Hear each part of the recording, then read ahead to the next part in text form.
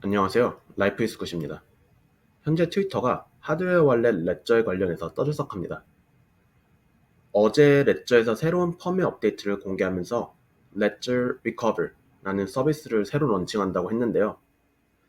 니모닉이 분실될 경우들을 대비해서 Ledger Recover 서비스를 이용하면 자기들이 안전하게 니모닉을 보관해주겠다.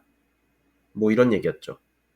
그래서 이제 우선 신원을 인증해야 되고, 따라서 지갑에 신원이 노출되고, 더군다나 월당 9.99불의 비용을 지불해야 했습니다. 이때까지는 뭐 저런 정신나간 서비스가 있어? 누가 저런 서비스를 이용해?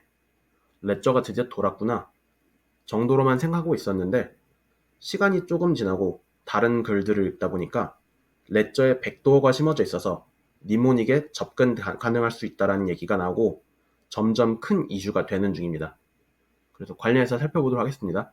이 서비스가 왜 나왔냐 하니까 사람들이 많이 얘기를 하는 게, 이제 유럽에서 암호화폐 규제 법안 미카와 송금 규제 법안이 승인됐는데, 그 법안에서 암호화폐 기업들한테 자금 세탁 방지를 위해서 고객 신분 확인 KYC를 요구한다고 합니다. 그래서 이제 요게 이렇게 이런 서비스가 나오게 된 것 같고요. 근데 레저사는 이미 비트코인들한테 굉장히 인식이 안 좋았죠. 여러 쉬코인들을 다 엄청 많이 집어넣기도 하고, 또 이미 한번 개인정보가 털려서 사람들한테 욕도 많이 먹었고요. 또 이런 루머도 있었어요. 레저가 2021년 펀딩 라운드 때 레저의 지갑대에 얼마나 많은 크립토가 저축되어 있는가에 대해서 자랑을 했었다고 하는데, 사실은 레저가 그거를 추적하고 있지 않다면은 자신들의 지갑에 얼마가 저축되어 있는지 알 수가 없어야죠. 그래서 굉장히 이것도 좀 의심스러웠었습니다. 이 트윗을 봤었을 때. 그리고 이제 백도어 얘기가 나오는데요. 이 부분은 레딧 유저가 레딧의 이제 레저 월렛 채널에서 그래서 레저에 백도가 있다는 거냐 없다는 거냐 라고 질문을 했습니다. 그래서 그 답변을 한 분이 BTC 힙 레저 코파운더네요. 이분이 답변을 한 게 결국은 전송이 된다는 겁니다. 니모닉이. 이거는 굉장히 심각한 문제고요. 왜냐면은 기본적으로 하드웨어의 월렛이면은 니모닉이 완전히 물리적으로 분리되어서 전혀 접근이 불가능해야 되거든요. 근데 이거를 펌웨어를 업그레이드를 하면은, 그리고 고객이 승인을 하면은 지갑에서 그걸 자동적으로 API를 이용해서 보내준다는 거니까 백도가 있다고 거의 인정을 하는 거죠. 그래서 이제 제가 레딧 가서 뭐 댓글을 좀 읽어봤는데 되게 분노한 댓글들이 많았고요.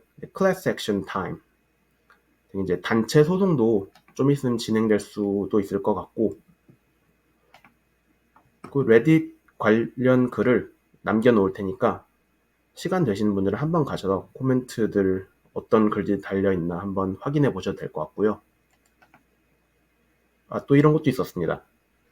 레저사에서 자기들 레저와 Trusted Providers, 걔네들이 그 니모닉에 대한 접근 권한이 전혀 없다 라고 트윗을 했다가 그걸 삭제를 했습니다.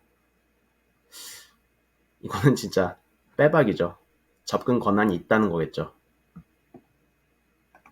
또 이제 정말 더 웃긴 거는, 레저사 들어가 봐서 그 Recover Subscription 관련해서 읽어보면은, subscription을 이제 7일 내로, 돈을 7일 내로 내지 않으면은 you won't be able to store your private keys. 개인 키를 이제 복구를 할 수가 없다고 하네요.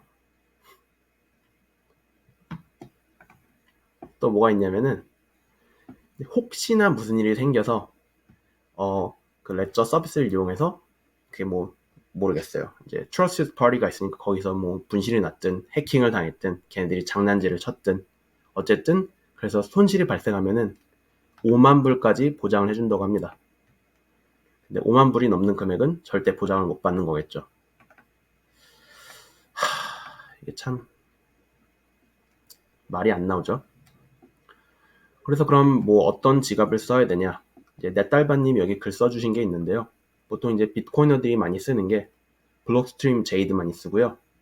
콜드카드, 제일 근본 중에 근본이고, 그리고 파운데이션 요거는 써본 적 없고 상당히 그 새로 나온 것 같은데 요즘 이것도 약간 해외에서 조금 비트코이너들한테 홍보가 많이 되고 있는 것 같아요.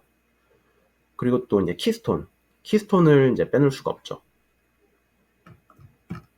그래서 요런 그 에어갭 기능 있는 지갑들을 쓰시는 게 제일 좋을 것 같고, 그러면 멀티시그를 꼭 해야 되냐? 물론 하면 좋은데 안토노폴로스 얘기를 들어보면 일반 사람들한테 멀티시그를 추천하진 않는다고 했거든요. 왜냐하면 복잡도가 크게 증가하고 그에 따라서 오는 취약점이 있을 수 있다고 했습니다. 예를 들면 뭐 분실 위험이라든가. 유사시에 비트코인에 대해 잘 모르는 가족들에게 멀티시그를 이용해서 서명을 시킨다. 쉽지는 않을 것 같아요. 미리미리 잘 알려주고 연습시키고 해야 할 것 같습니다. 현재로서는 에어갭을 사용한 지갑들이나 시드 사이너라면 괜찮을 것이라고 생각하는데 일단 좀 더 지켜봐야 될 것 같습니다. 이상입니다. 감사합니다.